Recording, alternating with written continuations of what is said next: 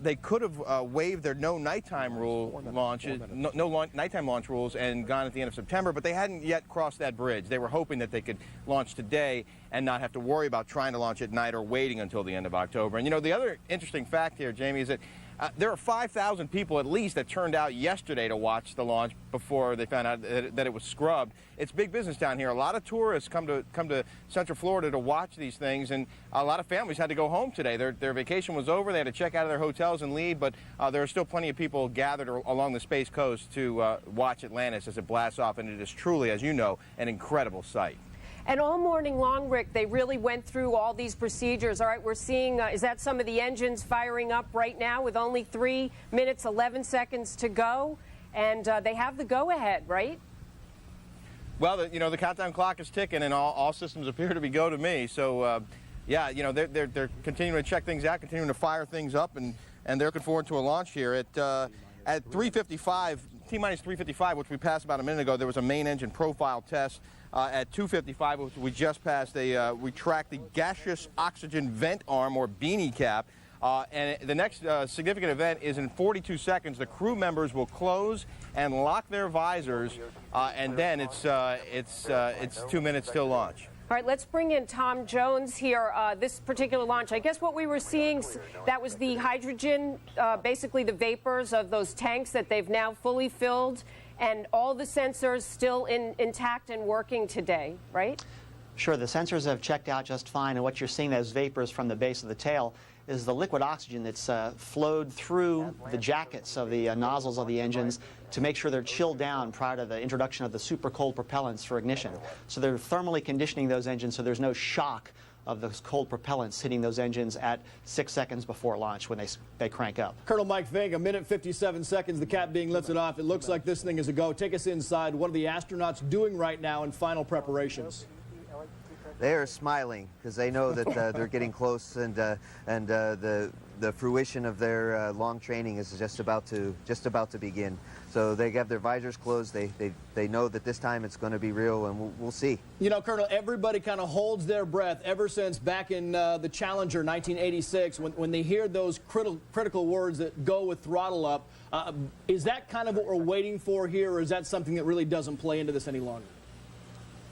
Well, I don't think it really plays in there very much longer, and the crew especially, they're just focusing on all of the stages of the launch and making sure that they're understanding what the vehicle is doing and ready to react if necessary. So the crew is just focused right now on doing their job.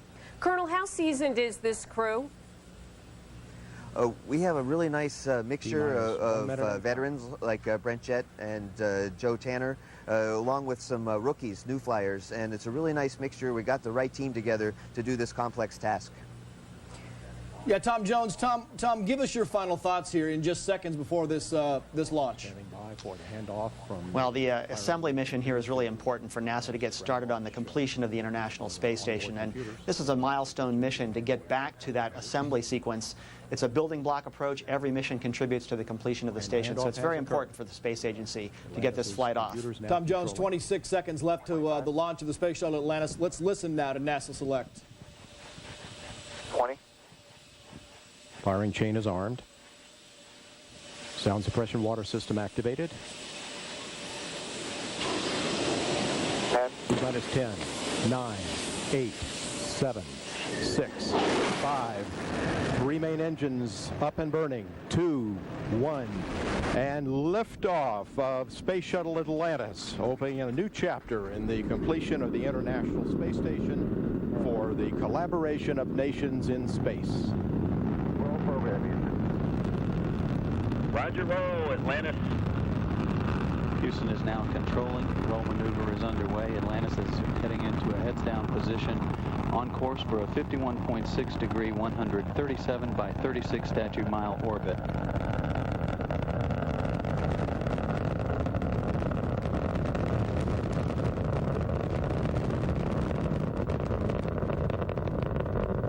Atlantis already 2 miles downrange from the Kennedy Space Center at an altitude of 2.8 statute miles.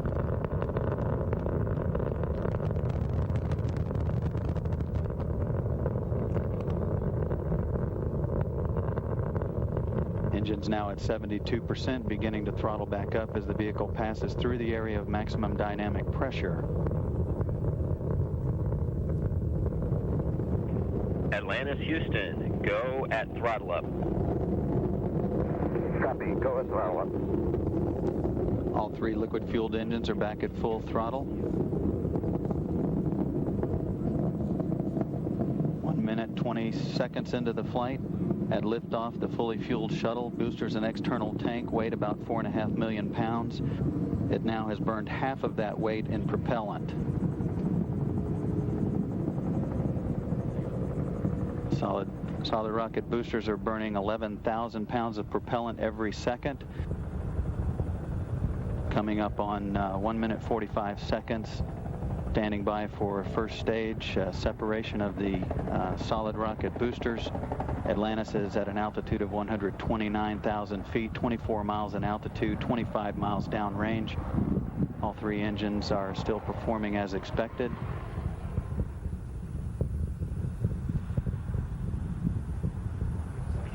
SRB separation and staging confirmed. All three electrically producing fuel cells are operating as expected, as are the hydraulic systems, the auxiliary power units.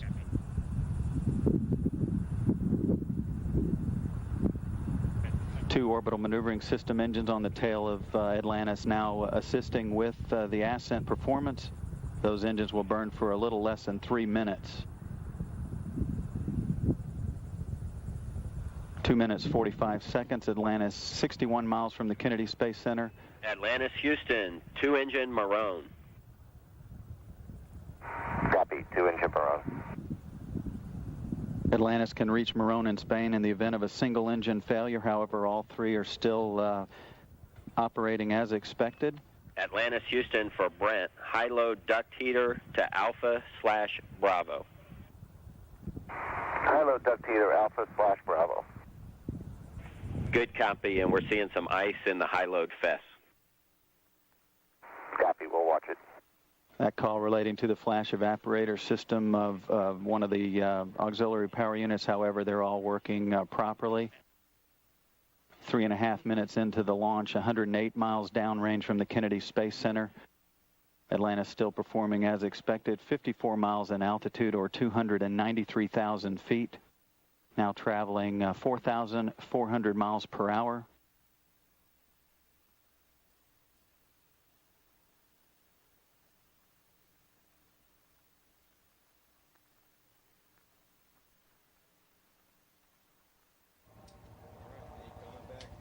Atlantis, Houston, negative return. Copy, negative return. Atlantis can no longer return to the Kennedy Space Center now in the event of an engine failure. However, all three are in excellent shape. Flight control team is continuing to evaluating the flash evaporator system. L1, Fespri Alpha to off, back to GPC. Okay, we'll cycle Fes A off, then back to GPC. Good copy. That to cycle the flash evaporator system. Again, all auxiliary power units still working fine, as are the electricity producing fuel cells. 4 minutes 45 seconds into the launch. Atlantis is at an altitude of 65 statute miles downrange from the Kennedy Space Center, 225 miles, traveling 7,000 miles per hour.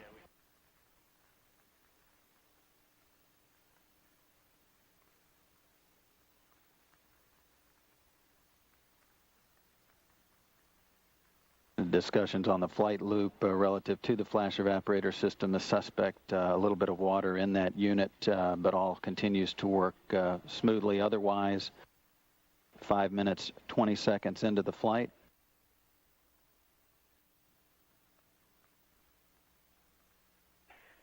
Atlantis, Houston, press to ATO, select Istris. Press to ATO, select Istris. Atlantis can reach orbit on 2 engines should one fail now. Again, all three still working fine. Houston, single engine ops 3. Single engine ops 3.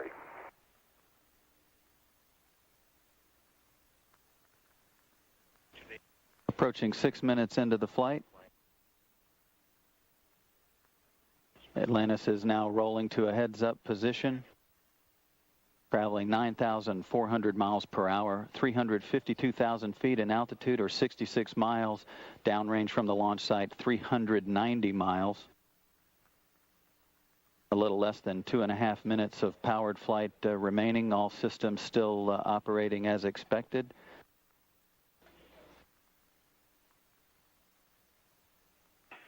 Atlantis, Houston, press to MECO, and we're seeing good cooling on FastPry Alpha.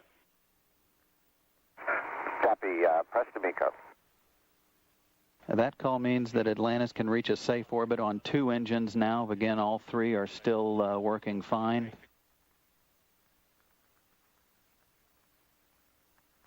And Houston, we see a nominal shutdown plan. Atlantis, Houston, we concur. Your shutdown plan is nominal. Your go for the plus X, go for the pitch. Copy, nominal shutdown, go plus X, go pitch. Good copy, and you are single engine press 104. Single engine press 104. 7 minutes, 20 seconds into the flight. Atlantis can reach orbit on 1 engine now, should 2 fail. Again, all 3 still in good shape.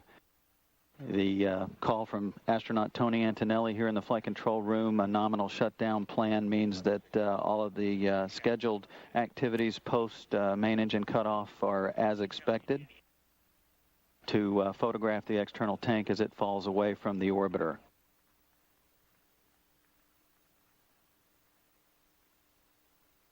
Brent Jett in the forward left seat. Chris Ferguson, the pilot of the mission, in the forward right seat. Dan Burbank between them and behind them.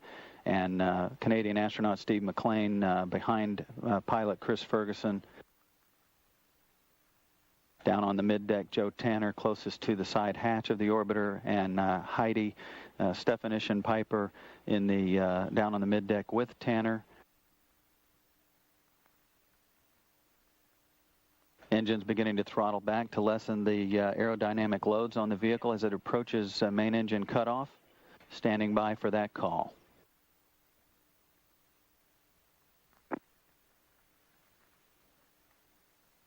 And main engine cutoff has been confirmed.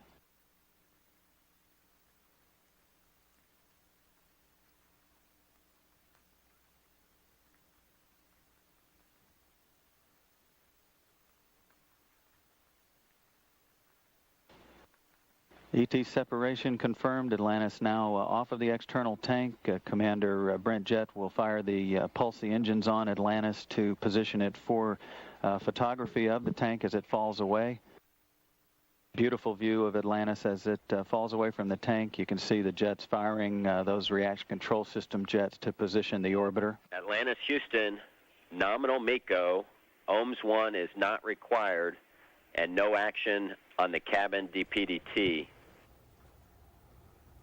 Boy, just an amazing view there. You know, we talk about ordinary conversation between NASA, an extraordinary flight. As you see the external fuel tank, the camera actually positioned on the external fuel tank as Atlantis fades away now on its own power. The flight more than 9 minutes in. At last check, the spacecraft going more than 10,000 miles an hour. And it's an overused phrase, but really clearly looking like a picture-perfect launch. This is now to go and rebuild the space station to finish the missions they completed, or at least they began prior to the Columbia disaster back in 2003. It is a picture-perfect launch for the Space Shuttle Atlantis now on to the International Space Station. And for more on the shuttle mission and other breaking news, keep it here on this Fox station and Fox News channel. I'm Trace Gallagher along with Jamie Colby in New York. This has been a Fox News Special Report.